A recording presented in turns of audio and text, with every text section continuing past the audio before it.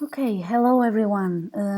This is actually not the ideal situation or the situation that were all waiting for when we applied for DG.O, but it's a pleasure to be here with you. I hope you enjoy this small presentation. I am going to try to keep it as short as possible, but let's see how it goes. So this is a workshop entitled Evidence-Based Research for Intelligent Governments, Lessons Learned from the Justice System.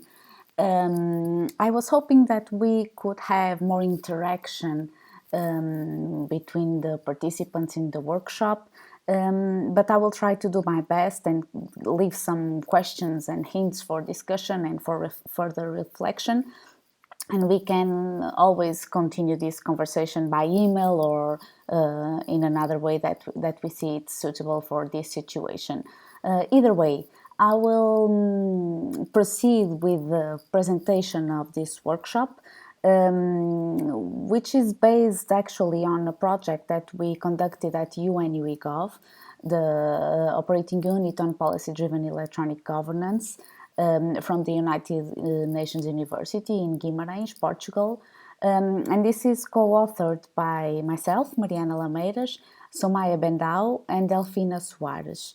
Okay, I'll just move to the next slide. Just to remind you that the aim or the main objective of this workshop is to discuss the benefits or bringing together academia and governments. Trying to understand how and if scientific research is relevant for policy design and policy making, trying to focus also on the usefulness of scientific research for smarter and intelligent government decisions. This workshop is divided in two parts. The first one is where I present the investigation that we conducted at UNU-EGOV, which was a multi-method investigation. We had a multi-disciplinary research team working on this project, which was focused on the Portuguese justice system. We were trying to understand the impact of the Portuguese justice system on economic development and growth, and trying also to address one concern that came to us from the commissioner of this study, that was about the priorities in terms of which performance indicators should they look at when considering the international scenario of databases and indexes that try to place countries in the justice sector. So we were trying to figure out which performance indicators were most relevant, let's put it this way, to leverage the position of the country. So this was our ultimate goal. In part two of this workshop, the objective is to try to concentrate on the benefits or partnering governments and the academia, and try to foster or to leave some questions for further discussion about the importance of scientific research for policymaking. Of course, we have many doubts and many questions that come when we address this topic, but we are trying to organize the discussion here by departing from this case study or this specific investigation that we conducted at UNU-EGOV. In this part one, it is divided into four sections. I'm sorry. The first one is for some introductory remarks. Then we focus on the context and background of the research, then the methodology, and finally some results and final remarks. As introductory notes, we know, and it's more or less common, that the academia and policy making area or fields are traditionally separate, and somehow they are conflicting realities with different rhythms and with different languages, and they are traditionally seen as apart from each other. Although we have this traditional understanding, We also know that scientific research is or can be helpful and useful for governments when research is rigorously conducted, of course, when objectives are fully understood. And also, from our experience, we also would like to stress that multidisciplinarity in the research team is actually brings actually added value to this type of work. We intend to contribute for this ongoing reflection concerning the different methodological approaches and techniques for policy-driven research. So, as context and background, we were focusing on the judicial system or the justice sector, to be clear. And the concern of our commissioner was which indicators do we have to measure the effectiveness of justice? We see that we have many studies, rankings, indexes, different sources of indicators spread and proliferating internationally and also internationally mostly, and sometimes it's difficult from government institutions to know on which rankings, on which indexes, on which specific indicators should they focus on, or which priorities should they give to these different studies that are proliferating. We also are aware that there is a growing amount of statistical data that is made available online. Based on these four assumptions, let's put it this way, we knew that we had to put our emphasis on the producers of indicators in the international context, and that the major concern of the commissioner of this study was the impact of the justice sector in economic development and growth of the country. So this was our basic starting point. For that purpose, we started as usual, doing literature review. And when analyzing the literature review, we came up with four different factors that actually sustain this bilateral relationship between justice and economic development and growth. These were the following four factors: rule of law, legal enforcement, judicial independence, and institutional performance. The first one has to do with all that deals with the enforcement of the rules of the society. Things like quality of contract enforcement, indicators related to property rights, police functioning, courts, performance, all of those issues were here under this sector called rule of law. The second one, legal enforcement, had to do with the quality of the judicial processes. The third one, with the independence of the justice system. So trying to assure that the courts and the justice system was not under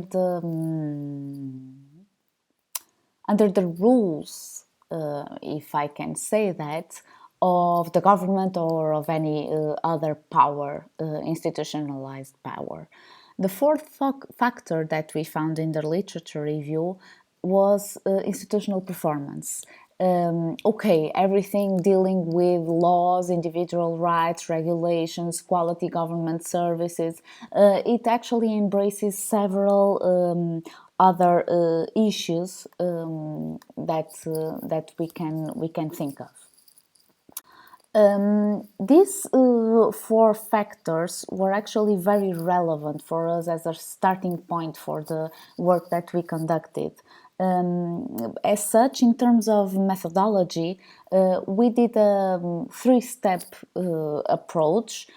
The first one was an intensive search for international databases and indexes spread around the world. We collected them and gathered them in the database, and then we had to select some that we considered that were in between of this relationship between justice and the economic sector. On phase two, we had to place Portugal as our case study or our client. We had to place Portugal in the selected databases and indexes. Then we did the quantitative and qualitative analysis, which was dependent on other issues, as we are going to see further in this presentation, and then try to understand which strengths and which weaknesses the country had in the selected databases and indexes. Okay, then phase three was the analysis and discussion of the results of the research, and then presentation of a set of recommendations for the country based on our results. As I was saying, we developed this database where we collected and describes, and then in another stage selected some producers of indicators. We had many producers of indicators, 29 to be exact, and many indicators under these producers of indicators or source of indicators, if you want to call it that way. Departing from there, we came up, as I mentioned previously also, we came up with a selection of those indicators relating justice and economy, and we used another set of criteria based on a consultation with a colleague of ours specialized in economy. We came up with this selection criteria, which was we had to see if Portugal was in the indicator, I mean, if Portugal was covered by that indicator, if there was a time span of 10 or more years included in that indicator, if the producer of indicators was producing raw data, if it was not data from any other organization, if it was produced by itself, then if it has a relationship with economic development and growth, and then if the commissioner of the study was on the same page as we were, meaning that we presented the set of producers of indicators to the commissioner of the study, then together we saw in conjunction with the other criteria, we saw which made sense to be included or not. So we, based on the results that we had, you can imagine, and also I have already mentioned that it was a multi-method approach. We did several analyses, quantitative analysis, qualitative analysis, but for the quantitative analysis, we had to be aware that we had the data available for that. As such, the indicators from WGI, Worldwide Governance Indicators, were those that we found out that covered all the factors identified previously in the literature review. They had raw data and they allowed us to perform a quantitative analysis. That's the reason why we ran a SAM with these indicators from WGY. We then also zoomed in a component of WGI, which is regulatory quality, and that's the reason why you see that that indication, zoom in regulatory quality, because it was where the country was not performing so well. So we understood that it would be good for us to do this sort of specific analysis in this case. But that, as I was mentioning, we also had qualitative analysis. We performed qualitative analysis with another set of producers of indicators, namely those that you are seeing on screen. And this was done on a complementary basis. So the analysis was always moving back and forth and trying to complement all the results that we were having as we were moving on for these recommendations. This project was very challenging because it had to be implemented in a very short period of time. But it was actually very rewarding because we had very positive feedback from the commissioner of the study, and we saw how the results of our research could actually be considered by governments or by the Portuguese government in a certain department. So this was a very enriching experience. It is one way of approaching this issue of bridging academia and governments or policy making, but we try to contribute to this field by doing this research. And as I told you, we had a very successful feedback from the commissioner of this study. So this was very rewarding at the end of the research. As major contributions, we can summarize it as follows. We were able to identify through the literature review which are the four most important factors that should be considered when we are talking about this relationship between justice and the justice sector and economic development and growth. Then, with these factors, we were able to do an operationalization of different variables and specific indicators extracted from international databases that are responsible for the production of rankings or indexes or specific studies. Then we were able to, departing from these results, we were able to provide specific and scientifically grounded recommendations for the short term, as I mentioned before. And then also when the data that we had available allowed, actually it was, I'm referring to the SAM specifically right now, when the data that we had available allowed, we were able to provide some indicators to be prioritized according with the performance of the country.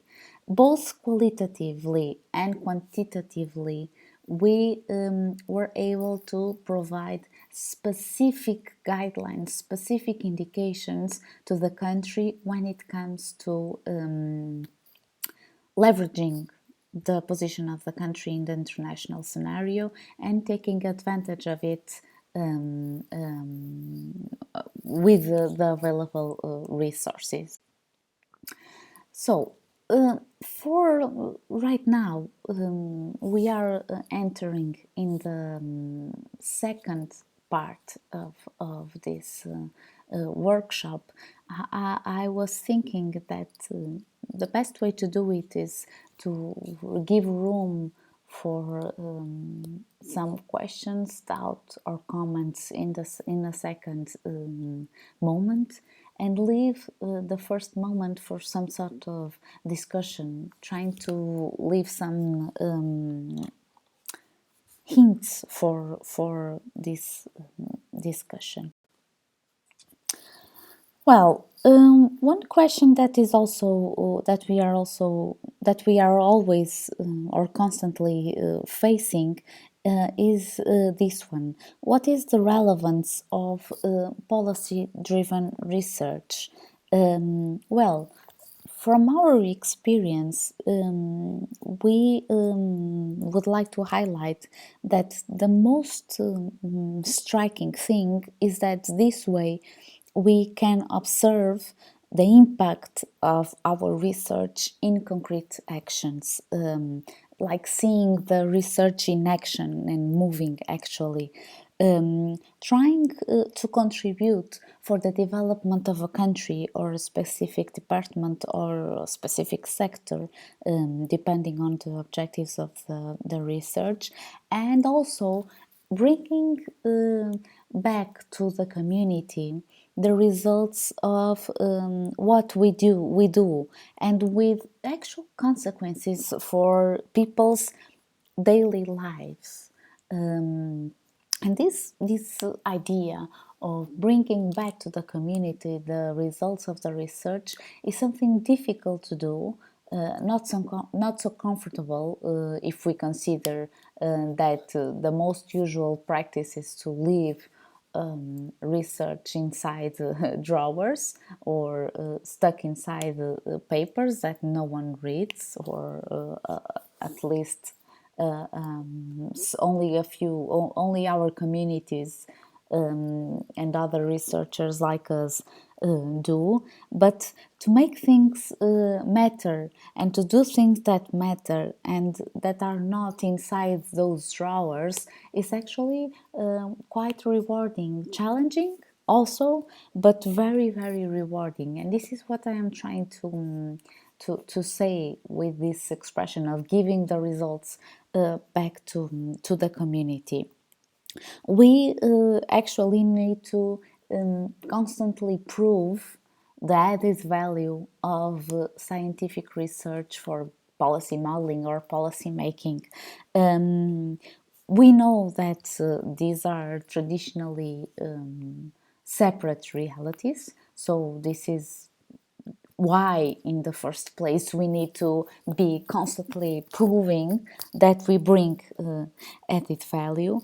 And we also know that it is continuous work and a continuous effort, also a permanent tension between these traditionally separate realities. But once we prove that scientific work can be meaningful and useful for policymakers, it definitely becomes a win-win situation. It is, as I said before, a challenge to be continuously trying to prove this, as well as it is also a challenge to work together. We speak different languages, we work in different timelines with different rhythms, so we need to adapt ourselves. And this process of adapting ourselves requires proximity and permanent dialogue. Dialogue is actually very, very crucial when we are talking about this type of work and of investigation. I should say that from our experience, being constantly in touch with with the government with which we were working was very important to decide which steps were going next, what can we do further. Are we really addressing the question raised by the client? So this was a process, and we were every step of the way clarifying, step by step, clarifying all the issues and all the things we're trying to understand. So I would say that permanent dialogue and proximity between academia and governments is fundamental. I don't know your opinion on this. Maybe you can share your own experience and maybe bring examples for other of researches that you conducted also under this umbrella, but maybe you also agree that this is crucial. At least the experience we had in this project showed us this. On the other hand, it is also a limitation. We need to bear in mind that most times we do not have the time that we need for this type of research, and things also happen very, very fast. We work at different rhythms, as I was saying, which is a challenge and a limitation. Things change very rapidly, so we need to go along and accompany the pace of this other reality different than ours. One strategy for this is to constantly keep the client or the institution we are interacting with always updated about what we are doing. Bearing also in mind that the research we are doing and what we are trying to answer is very specific. We have very specific questions to answer and very specific concerns to be addressed. So, although it seems that the topic is very interesting and that we have many issues and many things that we could cover in the investigation. Okay, no, stop, think, and remind yourself about the reason why you are doing that. Which questions were brought to you by the client? Are you addressing them? Are you trying to be concise and go straight to the point in answering to their concerns and to their questions? This is a very important and very strategic thing that help us a lot to bring a project like this to success and to actually finish a work like this and think, okay, we brought added value. We were able to help this institution or this government to make meaningful and make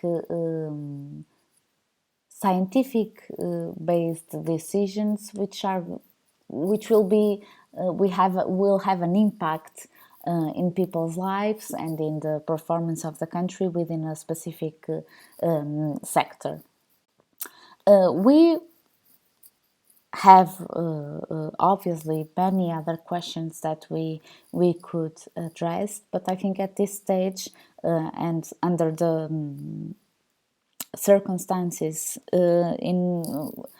of this conference, it's better if we keep it short and try to go straight to the point. But I would not like to miss the chance to open the floor for any other questions, doubts, comments that you would like to raise after this presentation. I try to keep it short, but I'm very keen to go on and to move forward with the discussion and to be in touch with all of you who are interested in this topic. So please come, make questions, write comments, do not hesitate to ask for further clarification about this project or about other projects that we have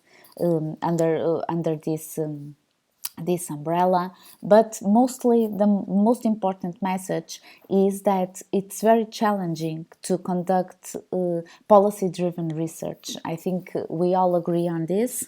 It's difficult, challenging, but very, very rewarding when we come to an end and when we figure out that we bring added value to the country performance or to a certain government performance. Thank you very much for hearing to this presentation. Please note that my email is on screen right now. Get in touch and do not hesitate to reach me in case of any question or doubt or clarification. I look forward to meet you in person in a future edition of the conference. This year things had to be this way. It's quite difficult, I must admit. I thought it was going to be easier, but I found it quite difficult speaking to a screen with no physical presence on the other side. Well, we are all adapting, isn't it? Thank you so much for your attention. I will finish this presentation now.